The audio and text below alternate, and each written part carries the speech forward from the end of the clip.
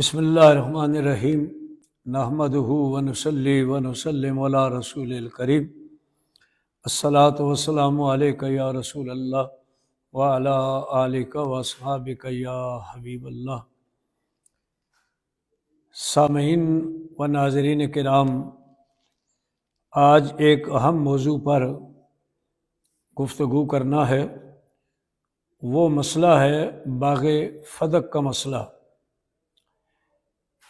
اس سلسلے میں حدیث شریف پہلے عرض کرتا ہوں اور پھر تمہیدی کلمات کے بعد اس حدیث پاک کی تشریح یا جو کچھ اس سے ہمیں سمجھ آ رہا ہے اس پر گفتگو ہوگی۔ حدیث شریف جو بخاری شریف کی فرض الخمس، کتاب الجہاد کی فرض الخمس ہے اور 545 صفحے پر اور کچھ حصہ 544 صفحے پر ہے۔ حدیث یہ ہے کہ حضرت فاطمہ بنت رسول صلی اللہ علیہ وسلم ورضی اللہ تعالی عنہ، انہوں نے حضرت ابو بکر صدیق رضی اللہ تعالی عنہ سے حضور علیہ السلام کی وفات کے بعد یہ سوال کیا کہ حضور علیہ السلام کی جو میراث ہے اس میں سے آپ کا جو حصہ بنتا ہے وہ آپ کو دیا جائے۔ حضرت ابو بکر صدیق رضی اللہ تعالیٰ عنہ نے فرمایا کہ حضور صلی اللہ علیہ وسلم نے یہ ارشاد فرمایا ہے کہ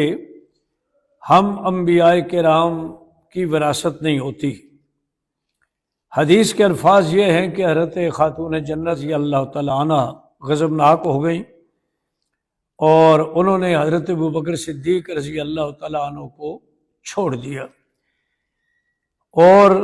جب تک وہ زندہ رہی یہی حالت رہی۔ اس حدیث میں کیا بیان ہوا ہے اس پر بات کرنے سے پہلے یہ عرض کروں گا کہ کچھ اموال ایسے تھے جو حضور صلی اللہ علیہ وسلم کے ساتھ خاص تھے، جن میں بنو نذیر قبیلے کا، یہودیوں کا قبیلہ تھا، ان کا مال بھی تھا۔ اسی طرح خیبر کا تھا، فدق کا جو باغ ہے وہ تھا، یہ کچھ اور بھی تھے، لیکن یہ اموال حضور علیہ السلام کے ساتھ خاص تھے، یعنی جس کو ہم ثواب دیدی فنڈ کہتے ہیں۔ حضور صلی اللہ علیہ وسلم اپنی حیات طیبہ میں امہات المومنین پر خرچ کرتے تھے اور مسلمانوں کے جو باہمی مسائل ہوتے ان پر یہ مال خرچ کرتے تھے۔ جب حضور صلی اللہ علیہ وسلم کا وصال ہو گیا تو پھر یہ مال حضور علیہ السلام کے ازواج مطہرات پر اور حضور صلی اللہ علیہ وسلم کے خاندان پر خرچ ہوتا تھا، اور جو بچ جاتا وہ صدقہ ہوتا تھا۔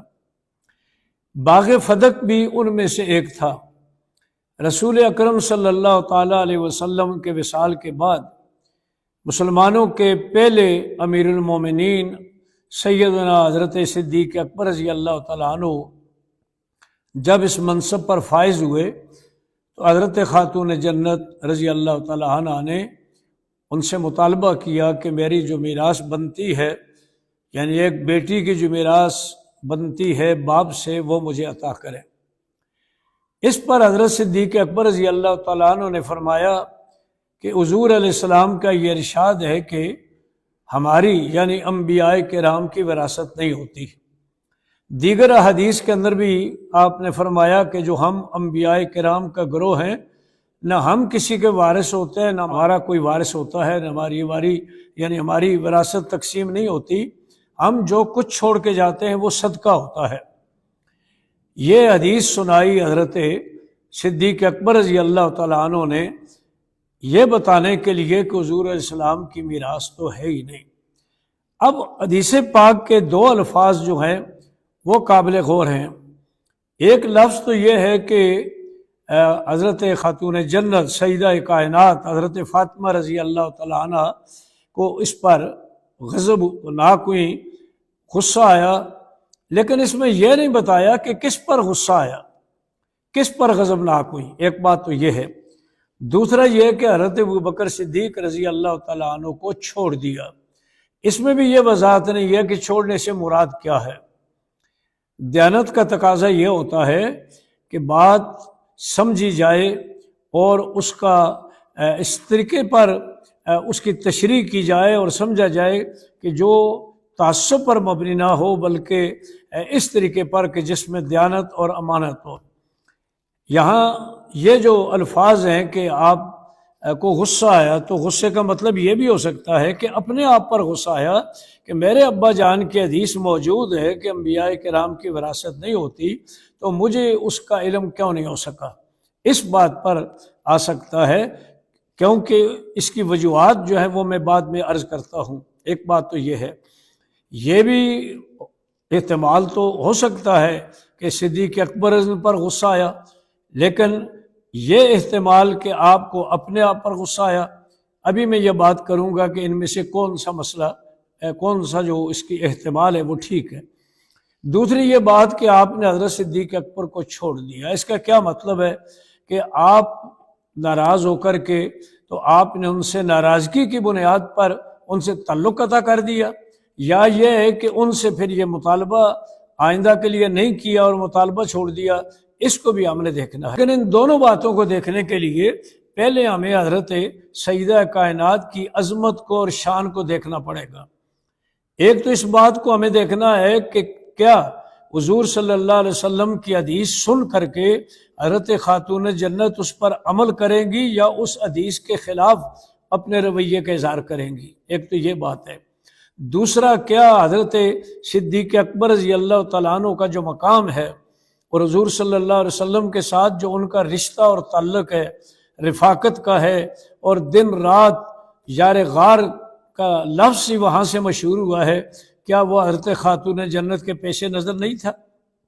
اور تیسری بات یہ ہے کہ معاذ اللہ ہم کیا کہیں گے کہ حضرت خاتون جنت نے دنیا کے مال کے لیے باقی ان تمام چیزوں کو نظر انداز کر دیا،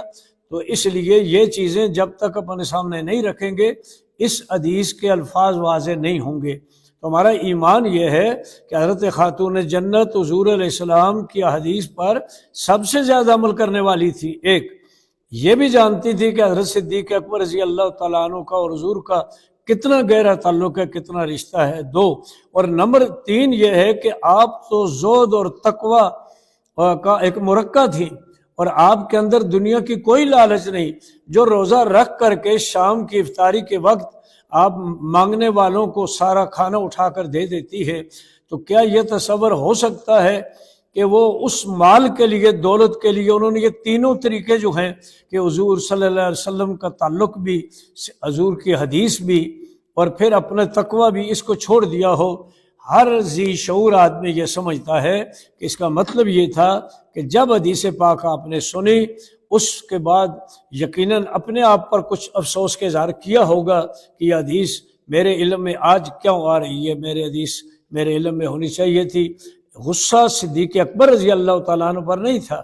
اور دوسرا جو چھوڑنے کا مسئلہ ہے، تو اس کا مطلب یہ تھا کہ انہوں نے مطالبہ چھوڑ دیا، کہ اس کے بعد آپ نے کبھی بھی وراثت کا مطالبہ نہیں کیا، کیونکہ جب حضور علیہ السلام کی حدیث سامنے آ گئی، حضرت صدیق اکبر رضی اللہ تعالیٰ عنہ